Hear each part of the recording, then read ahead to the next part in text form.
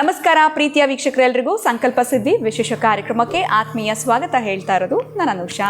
So ಮೊದಲನೇ ಬಾರಿ ನಮ್ಮ ಚಾನಲ್ ವೀಕ್ಷಿಸ್ತಾ ಇರೋದು ಅಂತಂದರೆ ಈಗಲೇ ಚಾನಲ್ನ ಸಬ್ಸ್ಕ್ರೈಬ್ ಮಾಡಿ, ನಮ್ಮ ವೀಡಿಯೋಸ್ನ ಲೈಕ್ ಮಾಡಿ, ಪ್ರತಿನಿತ್ಯ ಕೂಡ ನಿಮಗೆ ಅನುಕೂಲ ಆಗುವಂಥ ಮಾಹಿತಿ ಮಾರ್ಗದರ್ಶನ ತಿಳಿಸ್ಕೊಡೋದಕ್ಕೆ ಇವತ್ತಿನ ಕಾರ್ಯಕ್ರಮದಲ್ಲಿ ಕೂಡ ನಮ್ಮ ಜೊತೆಲಿದ್ದಾರೆ ಸ್ಪಿರಿಚುವಲ್ ಗುರು ಡಾಕ್ಟರ್ ವಿಷ್ಣುದತ್ತ ಗುರುಜಿಯವರು. ಬನ್ನಿ ತಡ ಮಾಡೋದು ಬೇಡ, ಗುರುಗಳನ್ನ ಕಾರ್ಯಕ್ರಮಕ್ಕೆ ಬರ್ಮಾಡ್ಕೊಳ್ಳೋಣ.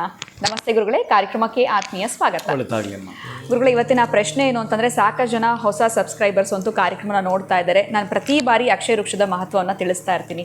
ಇವತ್ತಿನ ನನ್ನ ಪ್ರಶ್ನೆ ಏನು ಅಂತಂದರೆ, ಮನೆಯಲ್ಲಿ ಸಾಕಷ್ಟು ರೀತಿಯಾಗಿರುವಂಥ ಒಂದು ಮನಸ್ತಾಪಗಳಿರುತ್ತೆ. ಹಸ್ಬೆಂಡ್ ಆ್ಯಂಡ್ ವೈಫ್ ಮಧ್ಯೆ ಇರ್ಬೋದು, ಅಥವಾ ಅತ್ತೆ ಸೊಸೆ ಮಧ್ಯೆ ಇರಬಹುದು. ಎಲ್ಲೋ ಒಂದು ಕಡೆ ಹೊಂದಾಣಿಕೆ ಅನ್ನುವಂಥದ್ದೇ ಆಗ್ತಾ ಇರೋದಿಲ್ಲ.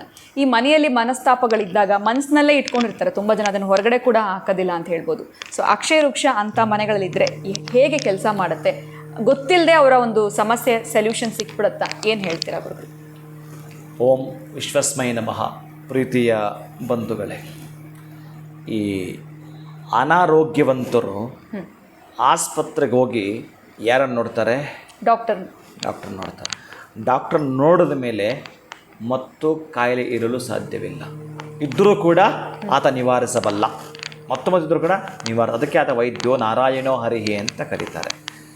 ಇನ್ನು ಅವಿದ್ಯಾವಂತರಾಗಿರ್ತಕ್ಕಂತಹ ಮಕ್ಕಳನ್ನು ವಿದ್ಯಾವಂತರು, ಬುದ್ಧಿವಂತರು ಅಂತ ಕಾಣಿಸ್ಕೊಳ್ತಕ್ಕಂತಹ, ಸಮಾಜಕ್ಕೆ ಮಾರ್ಗದರ್ಶಕರು ಅಂತ ಟೀಚಿಂಗ್ ಮಾಡೋಂಥ ಟೀಚರ್ನ ಬಳಿ ನೀವು ಪೂರ್ಣ ಅಷ್ಟು ವರ್ಷಗಳಂತ ಕೊಟ್ಟಾಗ ಅವರನ್ನು, ಅಂದರೆ ಅಜ್ಞಾನ ತುಂಬಿರ್ತಕ್ಕಂಥವ್ರನ್ನು ಅವರ ಬಳಿ ಬಿಟ್ಟಾಗ ಏನು ಮಾಡ್ತಾರೆ? ಅವರು ವಿದ್ಯಾವಂತರನ್ನಾಗಿ ಅವರನ್ನು ಮಾಡಲಿಕ್ಕೆ ಸಾಧ್ಯ ಇದೆ.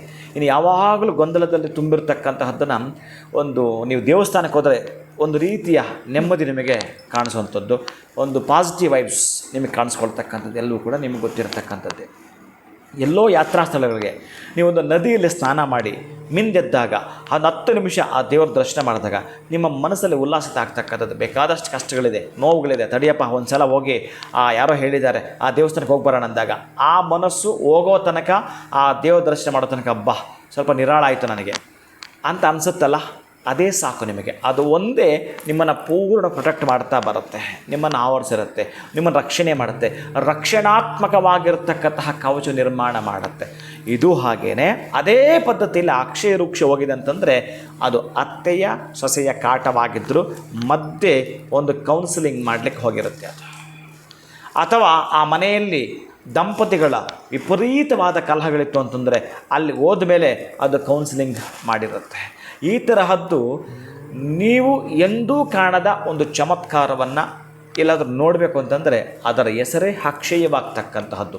ನಿಮ್ಮ ಬೇಡಿಕೆಗಳು, ನಿಮ್ಮ ಆಸೆಗಳು, ನಿಮ್ಮ ಕನಸುಗಳು ಏನಿದಾವೋ ಅದನ್ನು ಅಭಿವೃದ್ಧಿಯ ಪಥದಲ್ಲಿ ನಡೆಸ್ಕೊಡ್ತಕ್ಕಂಥದ್ದು ಅಕ್ಷಯ ವೃಕ್ಷವಾಗಿರುತ್ತೆ. ಇನ್ನಲ್ಲಿ ಜಗಳ ಮಾಡೋದು, ಇನ್ನು ಅದೆಲ್ಲ ಕೂಡ ಏನಂತ ಕುಂಠಿತ ಮಾಡ್ತಕ್ಕಂತಹದ್ದು, ಅವೆಲ್ಲ ಕೂಡ ಪಕ್ಕಕ್ಕೆ ಸರಿಸ್ತಕ್ಕಂತಹದ್ದು ಇರ್ತವೆ.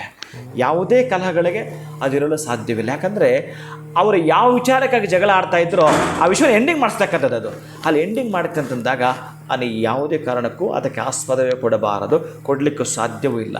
ವೈದ್ಯರ ಬಳಿ ಹೋದಾಗ ನಿಮಗೆ ದಿನೇ ಹೇಗೆ ಆ ಒಂದು ಕಾಯಿಲೆಯಿಂದ ವಾಸಿ ಆಗ್ತಾ ಮನೆಗೆ ಬಂದರೂ ಹಾಗೇ ಇದು ಅವರ ಮನೆಗೆ ಹೋಯಿತು ಅಂತಂದರೆ ದಿನೇ ಆ ಕಲಹಗಳಿಂದ ದೂರ ಆಗ್ತಾ ಅಭಿವೃದ್ಧಿಯ ಪಥದಲ್ಲೇ ಆ ದಂಪತಿಗಳು ನಡೀತಾರೆ.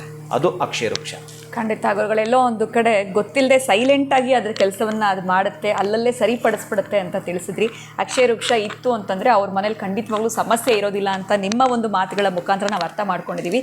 ಬಹಳ ಧನ್ಯವಾದಗಳು ಗುರುಗಳೇ, ನಮಸ್ಕಾರ. ಹರೇ ಶ್ರೀನಿವಾಸ. ಇನ್ನು ನಿಮ್ಮ ಮನೆಯಲ್ಲಿ ಕೂಡ ಇದೇ ರೀತಿಯಾಗಿರುವಂಥ ಮನಸ್ತಾಪಗಳಿದೆ, ಗೊತ್ತಿಲ್ಲದೆ ಇದೇ ರೀತಿ ಪ್ರಾಬ್ಲಮ್ಸ್ ಪದೇ ಕಿರಿಕಿರಿಗಳು ಆಗ್ತಾ ಇದೆ ಅಂತಂದರೆ ಖಂಡಿತ ಚಿಂತೆ ಮಾಡಿಬಿಡಿ. ಈಗ ನೀವು ಮಾಡಬೇಕಾಗಿರುವಂಥದ್ದು ಒಂದೇ ಕೆಲಸ, ಈಗಲೇ ನೀವು ಅಕ್ಷಯ ವೃಕ್ಷವನ್ನು ಬರ್ಮಾಡ್ಕೊಳ್ಳಿ. ಈ ಎಲ್ಲ ಒಂದು ಸಮಸ್ಯೆಗಳು ಕೂಡ ಫುಲ್ ಸ್ಟಾಪ್ ಇಡಿ ಅಂತ ಹೇಳ್ತಾ ಇವತ್ತಿನ ವಿಡಿಯೋನ ಮುಗಿಸುವಂತಹ ಸಮಯ ಆಗಿದೆ. ನಮಸ್ಕಾರ.